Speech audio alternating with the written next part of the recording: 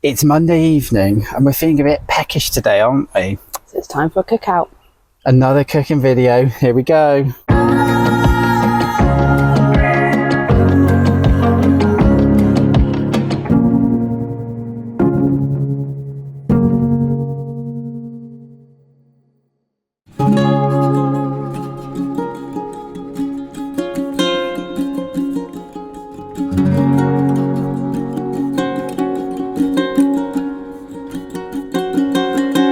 We've had a hard day working on the plot today, haven't we? So what are you going to cook for us? We need to use up the cabbage, don't we? Yeah, Chinese cabbage, the wong bok. So what do you need for your recipe? I'm making Japanese-inspired cabbage pancakes because I don't have a lot of the traditional ingredients, so it's Japanese style. It's Japanese style, okay. Yeah. Yummy. So Japanese cabbage pancakes, quick and easy to make, very tasty. I used to make them for Flo when she was little to get her to eat cabbage. Yeah. And it worked. Flo's our daughter, by the way. I need some cabbage. Right, cabbage. Let's go and do the shopping then. That's one big cabbage. That is quite the beast. For the recipe, we need some eggs, so we've got some from our hens. And how many do we need for the recipe? I'm not making massive amounts of pancakes, so I'll probably use 2. So we also need some spring onions. Unfortunately, ours are not ready yet, so I had to cheat and buy some. You need some flour.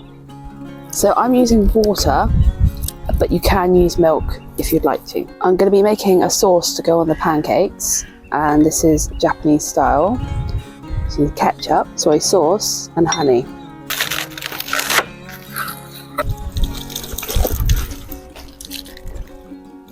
These leftovers, the girls are going to have a treat, the chickens. The cabbage, it's best to cut it fine so you can fit more into the mixture. So next, I'm going to chop the spring onions.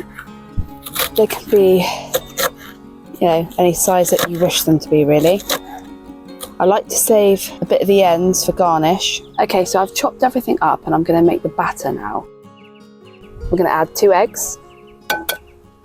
Double yolker. Is that classed as 2? That still only counts as 1! Okay, and then you need 500 mils of water or milk. That's exactly 500 mils.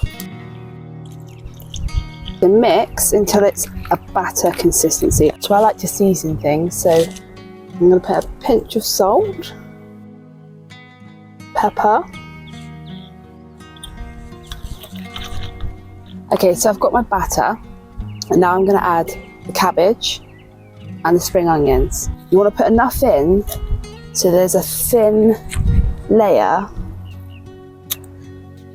over everything. I mean, again, it depends on you. If you like more pancake than cabbage, then you can put in accordingly.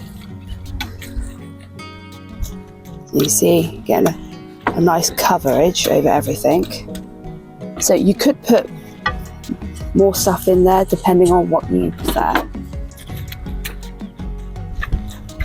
Now these ones that I'm making are vegetarian.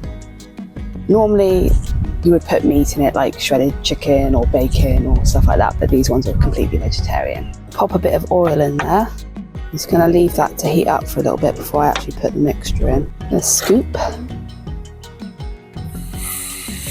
pop it on.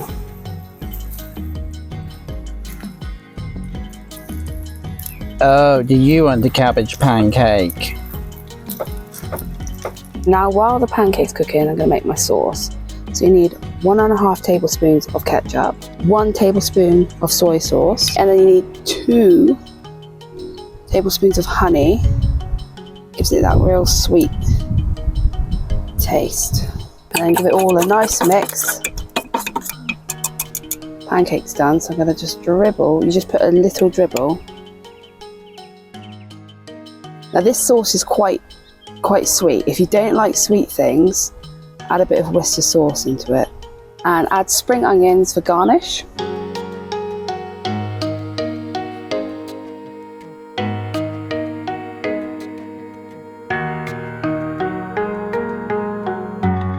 That is delicious. Actually, that is really nice. If you guys make this, let us know in the comments how it went, and if you enjoyed the taste of it, let's cook up some more. Trying to do the outro, and you've eaten half of it already. Sorry. They are really nice, and it's a real simple recipe, isn't it? And you know, you can put it to your liking. You know, you can have more veg in there, so you haven't got so much batter, or either way, it's quite versatile. Yeah, but it's a take on Japanese pancakes, so it's your own sort of recipe in a way, isn't it? If you have a look on the internet, there's lots of traditional recipes, but yeah, this is just my own kind of whack it together with a bit of taste of Japan. But it is very, very nice. I'd highly recommend giving it a go. That's it for this one. Thank you ever so much for watching, and please don't forget to drop a like if you enjoyed the video, and leave a comment. Let us know if you've tried these, or if you like the look of the recipe, or if you have indeed made the recipe. And yeah, don't forget to like and subscribe.